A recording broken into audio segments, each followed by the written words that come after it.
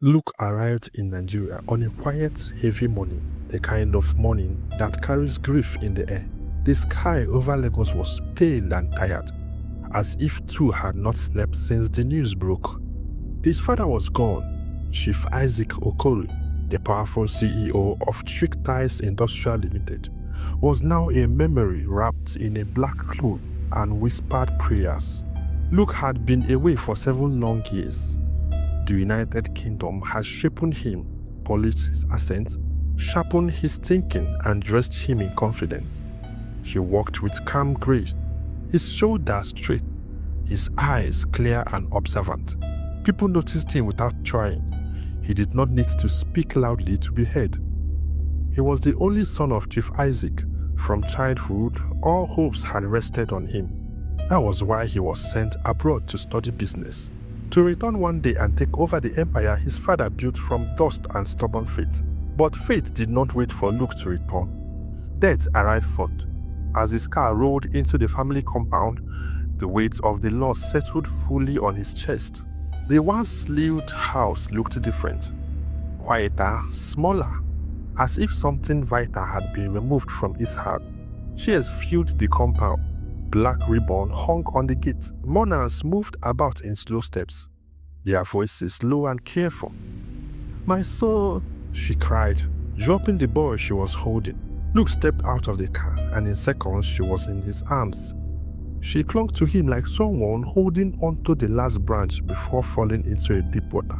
Tears soaked his white shirt, but he did not pull away. He held her tightly, feeling the sharp pain he had tried to avoid all the way from London. "My son, my handsome son," she whispered, "you are finally home." Behind her stood his two sisters, Juliet and Rose.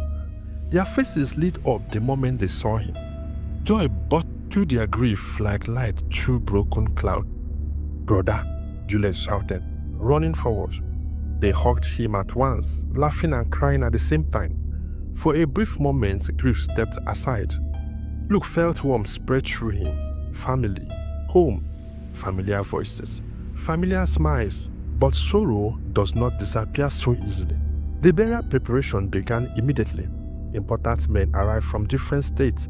Politicians, business partners, traditional rulers, all came to pay their respects to Chief Isaac.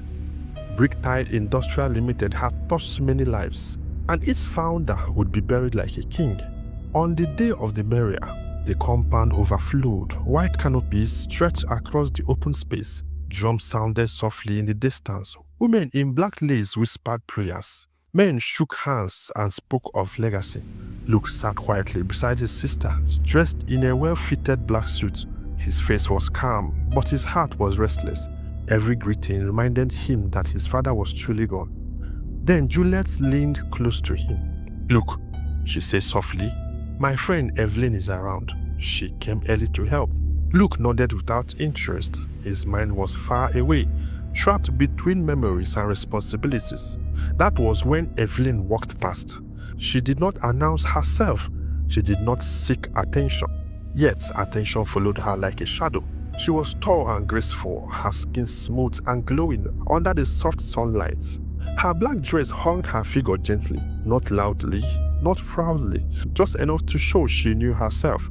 Her hair was neatly packed, framing a face so beautiful it made people pause without knowing why. When Evelyn passed, it was impossible not to look back. Luke felt it before he understood it. Something shifted inside him. His chest loosened, his thoughts slowed. The tight knot of grief in his heart suddenly relaxed, just a little. She looked off. Their eyes met. Evelyn smiled politely, a small, respectful smile, and dipped her head slightly before moving on. But Luke remained frozen. He did not hear the prayer being said. He did not hear the drums. All he could see was her. For the first time since his father's death, Luke breathed deeply. "What just happened?" he whispered to himself. "You saw her, didn't you?" she teased gently. Luke cleared his throat. "Who?" Juliet laughed.